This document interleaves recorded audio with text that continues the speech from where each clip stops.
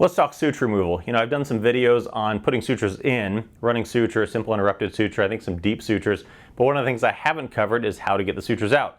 Typically you come to the hospital and our official position is that you go see your family doctor, you go see an urgent care, you go see some medical person to get the stitches taken out, because when you go home and you try and take them out with a table saw or a hand saw, I'm like, I don't know what he did. I told him not to take them out with that big saw. I don't know, I told him to go to the doctor. So our official position is, you know, you always go see someone. However, sometimes it's not practical. Maybe you're out somewhere, you're on vacation, maybe you can't afford to see a doctor. You know, there's several reasons why you might not be able to get in to see someone to get them taken out. So I thought I would throw up a video on how to get the sutures out. It's a pretty simple process, really nothing too fancy about it. A couple things you'll need. You know, the official suture removal scissors have a little notch on them, and the idea is that you get that little notch up under, you pull the knot out, and then you snip it. Sometimes they can be a little bit big, and a lot of people probably won't have official suture removal scissors. Another option is you can get some little small fine-tipped iris scissors, and you can see how fine the tip of these are. These will work much better than these disposable scissors. There are some much finer suture removal scissors you can get that are much closer to the size of these. Sometimes you may not have either of those. You may not have real medical equipment. What can you use for that? Well, you can use, how about those little scissors that are on the end of like the Leatherman squirt? I'm ill prepared today, I don't have mine with me. But you could use those scissors. You can even get a little pointy razor blade, stick it up under the little knot and just kind of cut it. Plenty of options, any kind of small scissors, anything you can get up under there to cut it should work well enough. One other thing you can do with lacerations after you take the stitches out is sometimes the skin edges may not be entirely healed. You can take some steri strips. These are essentially pieces of tape, and you can put them on there afterwards. Sometimes they're a little bit long, so what you might do is cut them in half and then just put half of one on there. And those will fall off on their own after a couple days or so. Just gives the wound a little bit more support as it's healing. The next thing you need after you have the equipment to take the stitches out is, well, you need a wound. Just so happens, I happen to have one. I had a little lipoma, a benign fatty tumor, removed from my right deltoid region here. This has been in about 9 days now. And this is a 5-0 ethylon, 5-0 nylon, if anyone's wondering about the suture. It's a running suture. So he started at one end, tied a knot here, and then wrapped around kind of like on a baseball and tied a knot at the other end. Now some quick notes on wound care. You don't want to leave the stitches in too long, because if you do, the knots will start to get buried in there and it's hard to actually get them out, and then you have to go dig for them. These are even starting to get a little bit buried in here on the edges, so it's going to require a little bit of digging to get out. And you may want to make sure you keep it clean, otherwise the skin starts crusting over it, and again you have to go digging on it. People will occasionally come back to the ER a month later and they are miserable to get out. You also want to make sure that you leave them in long enough to get them taken out. Don't take them out after 2 days, because that skin is just going to open back up. Now I just need someone to get these taken out for me, because I'm right-handed. Can't take them out of my right arm with my left hand. Let's see if we can round up some help. So I brought in some assistants, one of our fine docs, to hopefully not kill me taking these stitches out of my arm.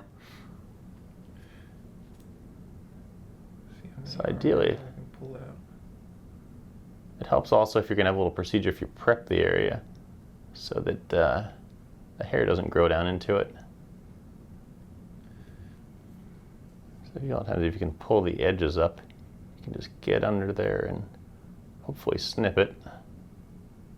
That's the other thing I forgot to mention. Something to pull the edges up of is handy. Sometimes you can use your fingers. This is why if you wait too long, it gets buried under there. Sometimes the patient screams.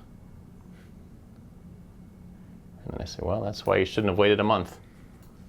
How long were these in there? 8 days.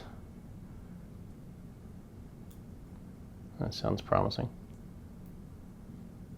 All right, so you cut the knot out with these, and then usually if you cut somewhere in the middle-ish, you can kind of start pulling a little bit. I'm going to bleed to death. Better you than me. So you can pull in the middle, and then if it's a running,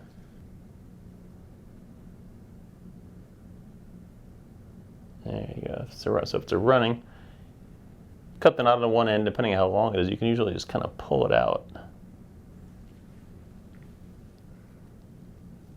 What you do when you get to the end? Tie it to the doorknob.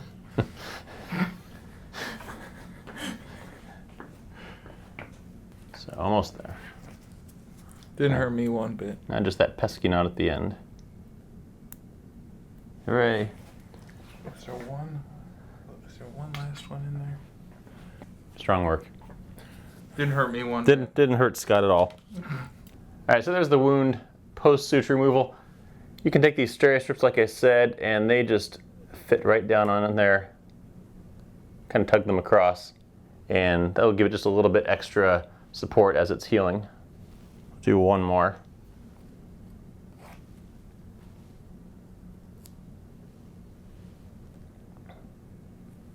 One more here. And there you go. Suture removal. Don't leave them in there too long, but you want to leave them long enough. On an extremity, 7 to 10 days.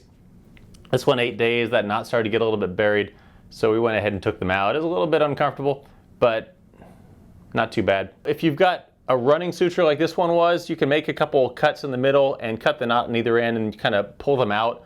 Alternatively, if you have a bunch of simple uninterrupteds, you've got to cut each individual knot and pull those out. Either way, it's both fairly simple. Just don't let the knots get buried in there too deeply, otherwise they get hard to get out.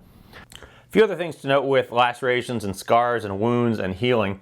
Wounds and scars will continue to heal and remodel for about a year. So at a year is what it's probably ultimately going to look like. If you had it done initially by someone that didn't really know what they were doing, maybe you had it done in July when the new residents come out. Don't be sick in July, FYI. Maybe you did it yourself. At a year, if it still looks hideous, that's when maybe you go see a plastic surgeon, have it revised, and keep your shoulder modeling career intact. As it's healing, especially in the initial phases, things that will make it worse, sun and tanning will definitely make the scar worse. So make sure you keep some suntan lotion on it, keep it covered. If it's on your face, wear a hat. This will be big for kids who want to go out and run and play. How about putting some antibiotic ointment on it? Typically, we put bacitracin and some antibiotic ointment on these things to help it not get infected. A lot of the studies are saying that just plain old Vaseline does just as well for not getting infected as the antibiotic ointment does. And the Vaseline doesn't have the possibility for reactivity, allergies with the antibiotics, things like that. With this, I had this in for 8 days. When he first did it, all he put was a Band-Aid on it, no antibiotic ointment, and for 8 days, I put nothing on it. Cleaning it with soap and water is fine. I would give it a couple hours after it's sutured before you start getting it wet, so you kind of don't wash anything in there. We used to tell people wait at least a day. I've seen studies that say, the study I saw was at least a 12-hour one that said getting it wet after 12 hours had no increased infection risk. So there you go.